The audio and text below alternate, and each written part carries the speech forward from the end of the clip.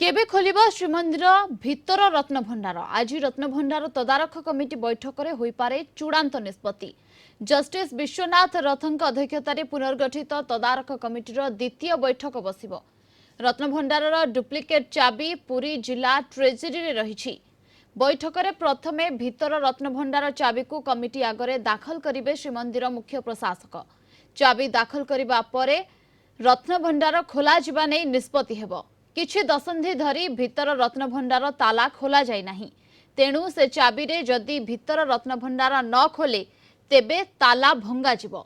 एने एसओपी जारी करा जिवो। जदि ताला खोलिला तेबे प्रथम काम भाबे भितर रत्नभंडारर मरामती करा जिवो। एहा परे सेठारे थिबा बहुमूल्य अलंकारर मणति गणति करा जिवार सूचना रहिछि।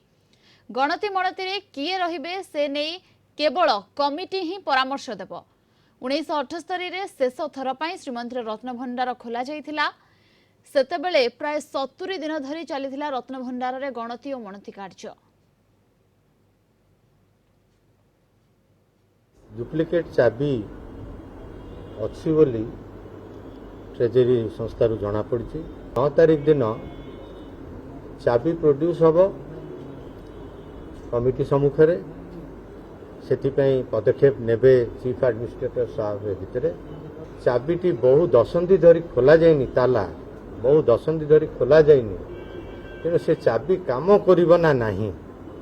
ताला भितर जंग लुहा ताला भितर मत जंग करि जाई थाए, तेणु ताकू मध्य आमे नजर रे रखी समय बंचाइबा पई आमे एसओपी पाई सजेशन दबु। जदि ताला न खोलिबो ताले ताकू भंगा जाई केमती रत्नभंडार खोल से दिगरे ए भितरे आमे से एसओपी सजेशन दबु।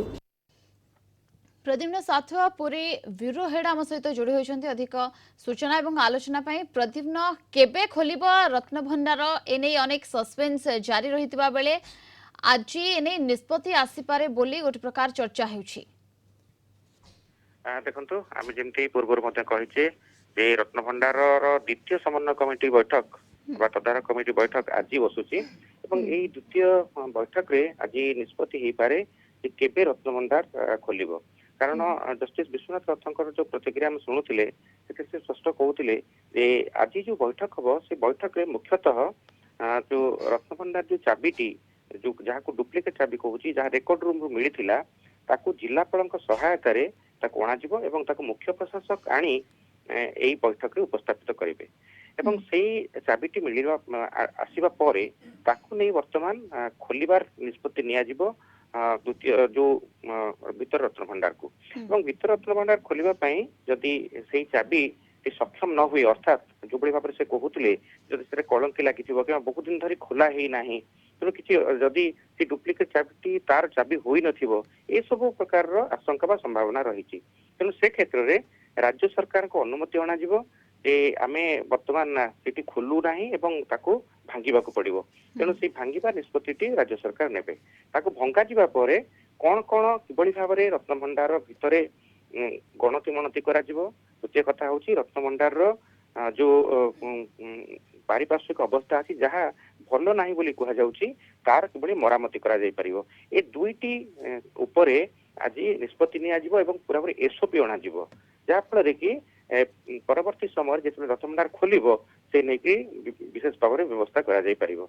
प्रथम कथा जो गणति मणति कथा बा तार मूल्य धार्य करा जाई जिवो, तार कोन वर्तमान स्थिति अछि, रत्न आभूषण गुड़िक को प्रकार अवस्था वर्तमान रही तार मूल्यांकन बा मूल्यांकन करबा पई जहुरी बा कोनसी कर्म जो अछंती बणिया तांको नियुक्ति करा जिवो, जो माने कि से दिगरे विशेषज्ञ अछंती से दिगरे से कार्य करिवे। द्वितीय कथा हला अत्याधुनिक ज्ञान कौशल प्रयोग करी से रत्न भंडार समस्त आभूषण गुड़िकर मूल्यांकन करा जाय परिबो, तार ओजन मध्य करा जाय परिबो। ये गोटे कथा। एवं द्वितीय कथाटी होची जो एएसआई बा आर्कियोलॉजिकल सर्वे ऑफ इंडिया जे मरामती दायित्व अछंती तांको मध्य कुहा जिवो जे सेमाने किभଳି भाବରେ से मरामती कार्य करिवे एवं केते दिन सेतरे लागिवो। से समस्त विषय आज प्रांजल भाव में आज आलोचना हेबो। कारण आज आलोचना हेबो। तबे आजिर बैठक रे प्रथमे भितर रत्नभंडार चाबी को कमिटी आगरे दाखल करिवे श्रीमंदिर मुख्य प्रशासक। यहाँ परे रत्नभंडार खोला जिबा नै निष्पत्ति निया जाय पारे। बहुत बहुत धन्यवाद आपनको समस्त सूचना एवं आलोचना पाई।